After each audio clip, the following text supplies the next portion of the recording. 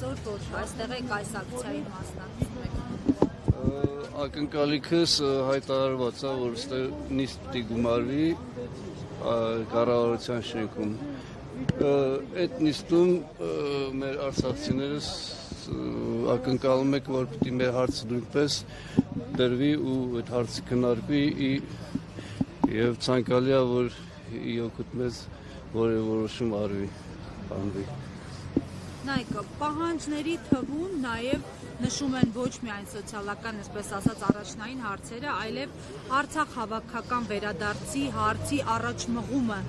Որքանով է իրատեսական այսօր օրինակ այդ մասին խոսել եւ որ պարագայում եք դա հնարավոր համարում։ Իհարկե Արցախ վերադարձի հարցը միշտ պետք է լինի որպես առաջնային հարց, դա չպիտի անտեսվի, դա չպիտի մղվի մոռացության, այդ հարցը պիտի պահվի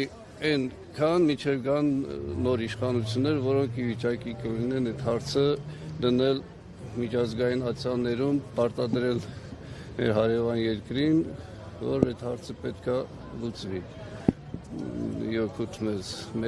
խոսքը վերադարձի ու անվտանգության երաշխիքները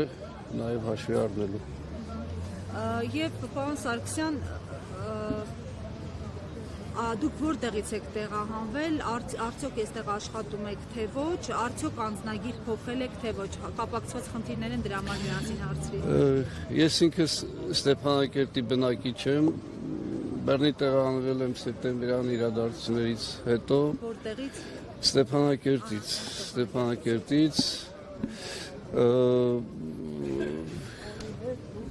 ներողություն հարցը նորից թարմացնեք հարցը։ Եվ փոխել եք անձնագիր, եկել եք այստեղ։ Ես ինքս շատ ավանդապար մարդ եմ, իմ անձնագիրս թողել եմ նույնը, ես Արցախի հաշվառմամբ, չնայած այստեղ ժամանակավոր հաշվառմամբ, բայց գտնում եմ, որ իմ անձնագրով ես նաև Հայաստանի Հանրապետության քաղաքացի եմ։ Աշխատանք գտել եք արդեն այդ անձնագրով նախկին այսպես ասած։ Ես ինքս ինքնազբաղ մարդ եմ, մասնագետ, նկարիչ եմ, ինքս աշխատատեղ չունեմ։ Ունեմ երբեմն ունեմ պատվեր, չեմ ունենում, տենց առիթ գործ եմ անում, բայց եթե մնամ իմ աշխատավարձի հույսին,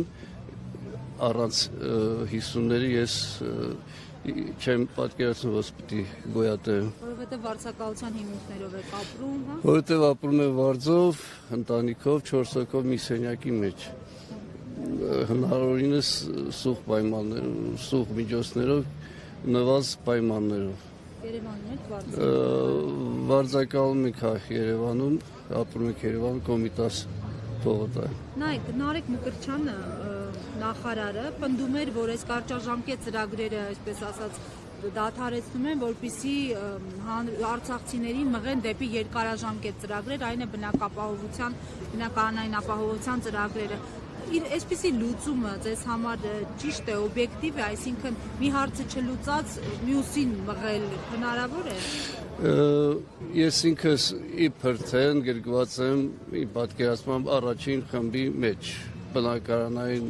ծրագրի ապահովման ծրագրի մեջ, քանի որ ինքս Արցախյան պատերազմի երկրորդ կարգի հաշմանդամ եմ, բայց այդ ծրագրերը անիրական ծրագրեր են իրանք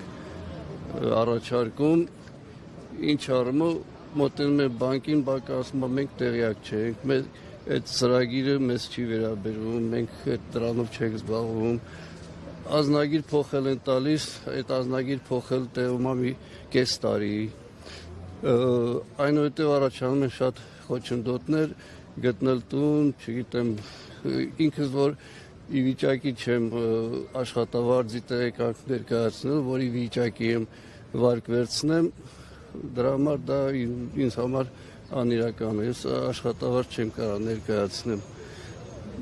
այդքան 500,000-ի, ասենք թե